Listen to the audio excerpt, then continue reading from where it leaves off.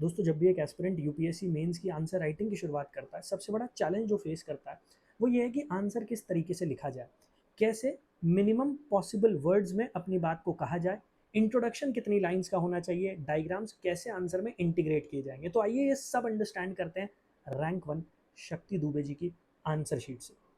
Question है, there are arguments that bills of national importance should be placed before interstate council prior to their introduction in parliament.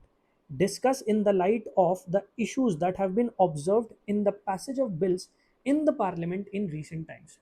तो ये question interstate council से related है और इस question में ये कहा जा रहा है कि ये आर्ग्यूमेंट दिया जाता है कि नेशनल इंपॉर्टेंस के जो बिल्स हैं उन्हें पहले इंटरस्टेट काउंसिल में इंट्रोड्यूस किया जाना चाहिए और उसके बाद उन्हें पार्लियामेंट में रखवाया जाना चाहिए। अब आपको इसी को डिस्कस करना है रीसेंट इश्यूज जो आए हैं सेंटर स्टेट रिलेशंस या फिर नेशनल लेवल के जो इश्यूज चल रहे हैं उनके कॉन्टेक्स्ट में। अब यहाँ पर उन्होंने जो अपने इंट्रोडक्शन की स्टार्टिंग की है वो कॉन्स्टिट्यूशनल आर्टिकल के थ्रू की है। अब देखिए बात हो रही है इंटरस्टेट काउंसिल की और हमारे कॉन्स्टिट्यूशन में आर्टिकल नंबर 263 में इंटरस्टेट काउंसिल के बारे में दिया गया, तो इसी वजह से उन्होंने कॉन्स्टिट्यूशन के साथ इसे लिंक करके अपना इंट्रोडक्शन शुरू किया और इंट्रोडक्शन उन्होंने लिखा है सिर्फ 3 लाइन में। Article 263 provides for interstate council to be set up by the president when it deems necessary, that's it. इसके बाद उन्होंने इंटरस्टेट काउंसिल को कॉम्पोजिशन दिया। अब बहुत सारे एस्पिरेंट्स क्या करते हैं, वो सिर्फ इंटरस्टेट काउंसिल किस आर्टिकल में दिया गया ये लिखकर छोड़ देंगे, बट यहाँ पर उन्होंने इंटरस्टेट काउंसिल उसके कॉम्पोजिशन को भी मेंशन किया है जिससे उसकी रेलेवेंस और ज़्यादा हम एम्फेसाइज कर पाए, जिससे हमें पता लग जाए कि इंटरस्टेट काउंसिल में प्राइम मिनिस्टर, चीफ मिनिस्टर ऐसे इंपॉर्टेंट डिग्नेटरीज, ऐसे इंपॉर्टेंट फंक्शनरीज हैं।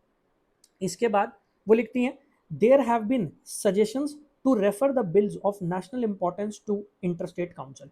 अब यहाँ से उन्होंने फिर से एक बार क्वेश्चन की डिमांड के साथ अपने आंसर को जोड़ा है। देखिए जब आप आंसर राइटिंग कर रहे हैं जगह जगह अगर आप अपने आंसर में कुछ ऐसे टर्म्स, कुछ ऐसे स्टेटमेंट्स यूज करते हैं जो क्वेश्चन के साथ उसे लिंक कर देती है, तो आपका क्वेश्चन के साथ इंटीग्रेशन बना रहता है और एग्जामिनर को भी समय समय पर आंसर में पता लग जाता है कि आप क्वेश्चन की डिमांड को सेटिस्फाई कर रहे हैं। अब यहाँ पर आकर उन्होंने पॉइंट वाइज लिखना शुरू किया है। According to PRS, less than 16% of questions are orally answered as a result of frequent disruption। अब यहाँ अगर आप देखेंगे तो उन्होंने PRS के डेटा को साइट किया है, जो हम बार बार बोलते हैं कि आप अपनी आंसर राइटिंग में डेटा के साथ साथ रिपोर्ट्स उनको साइट कीजिए जिससे आपका आंसर और ज़्यादा स्ट्रेंथन हो, उसको और ज़्यादा वेट मिले।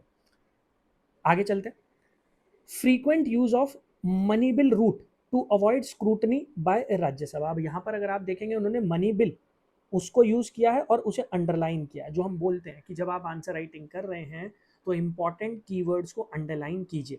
Then use of ordinance route to bypass parliamentary scrutiny, again उन्होंने ऑर्डिनेंस रूट को हाईलाइट किया, अंडरलाइन किया।